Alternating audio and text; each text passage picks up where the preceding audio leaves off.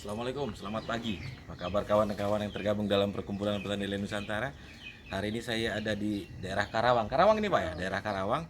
Nah, di sini kita mau pasang kolam, tapi ini istilahnya saya mau berbagi nih sedikit ke para subscriber yang ada di channel YouTube saya. Beliau ini usaha kolam lele buat lele bumbu. Omsetnya per bulan bisa ratusan juta gitu. Nah, gimana cara ngolahnya? Yuk, kita ya ikutin. Ini kita angkat sekarang. Kita langsung menuju kolamnya. Karena kita juga sambil masang kolam. Kita ini, oh Bapak yang bawa. Oke. Kita menuju kolamnya, sambil masang kolam. Oke.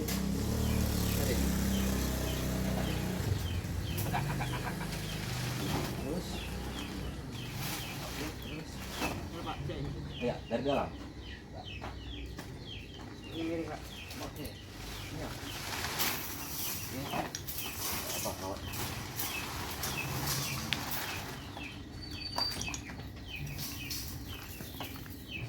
Siap, kita cekidot. Cut. Nah. Ini kolamnya mulai dirakit, rangkanya mulai dipasang. Nah, ini kolamnya nih.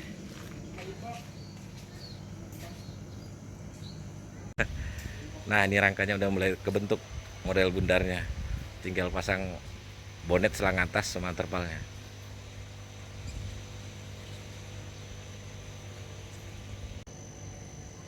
Nah, ini kolamnya udah berdiri ya. Udah jadi kolamnya nih. Oke.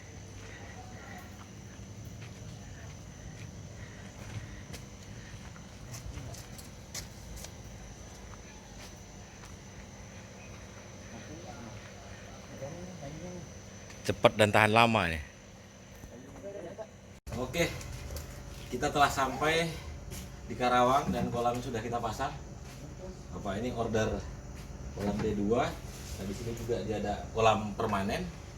Nah, ini nih Bapak ini yang petani milenial dan bisa dibilang berhasil. Dia buat lele bumbu kemasan seperti ini. Ini omsetnya nanti sampai ratusan juta nih per bulannya. Bisa diceritakan nggak Pak rahasianya Pak? Kenapa kepikiran buat usaha lele bumbu ini?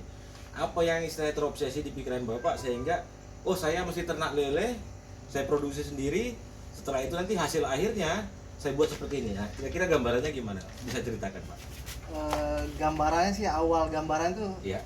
saya tuh nggak mau ingin menjadi penjual, Pak. Nggak jadi penjual? Ya, Oke. penjual karena kan pola pikirnya kalau penjual itu kita beli Rp1, kita jual Rp2. Hahaha, iya iya. Kalau entrepreneur kan kita beli Rp1 bisa kita jual Rp30 atau Rp50. Oke. Itu pertama yang saya pikirkan pertama kali. Iya iya. Yang keduanya orang itu pengen yang simpel, Pak. Simple ya? Udah di musim pandemi dia pusing mikir kerjaan. Iya. Akhirnya kita buat inovasi baru lele bumbu kuning. Lele bumbu seperti ini Pak. Datang ke rumah tinggal goreng, Iya, tinggal iya. makan. Lele siap goreng deh Pak ya? Ya, Ini yang sekilo berapa dipakai Pak? itu sekilo 10, Pak. Sekilo 10. Harganya nih Pak kalau dijual Bapak di pasaran ini berapanya Pak? Ini saya jual di pasaran sekitar 35.000, Pak. 35.000. Nah, kebayang tidak? 1 kilo dengan sedikit racikan bumbu bisa ceritakan Pak bumbunya apa aja nih Pak? Ini saya pakai bumbu sederhana, Pak. Bumbu Kalau sederhana, kita sebut sih ini bumbu ala koboi, Pak. Ala koboi ya. Oke. Kita cuma pakai kuning, Nah, terus bawang putih, ya, bawang merah, ketumbar sama merica hitam. merica hitam ya. Ini tadi juga udah kita lihat ini. Ya, ini yang lagi goreng Pak. Ya. Ini hasil lele bumbu yang sudah digoreng ini. Tadi udah kita cicipin dan rasa dagingnya tuh kerasa banget itu bumbunya.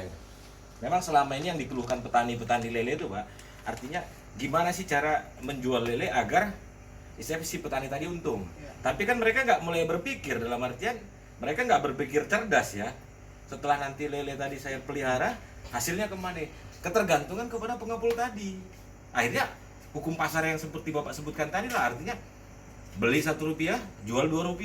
Jadi keuntungan tadi kan dibatasi gitu. Padahal kalau saya ya istilahnya mindset usaha saya itu untuk usaha lele, untungnya itu nggak terbatas, resikonya yang bisa dibatasi gitu. Jadi kalau saya prinsipnya usaha lele itu Pak, resiko yang saya batasi, keuntungannya nggak terhingga gitu. Nah, Orang kan kebalikannya, resikonya nggak terhingga, untungnya dibatasin. Cuman misalkan dia modal peletnya sekarang sekilo kan sekitar 10 ribuan ya Pak ya. 10.000. Nah, dijual misalkan dia 16.000, jadi dia cuma dapat margin 6.000, belum pengeluaran yang lain. Paling dia dapat per kilo tadi 2.000 perak Pak. Jadi kan dibatasin sama si pengapul. Jadi masih ada istilahnya yang menekan dia untuk dapatkan keuntungan terhingga tadi. Jadi dengan kayak gini, ini kan istilahnya tergantung daripada si ininya kan Pak, tergantung daripada si pembelinya, suka sama suka diambil, ya nggak suka ya udah.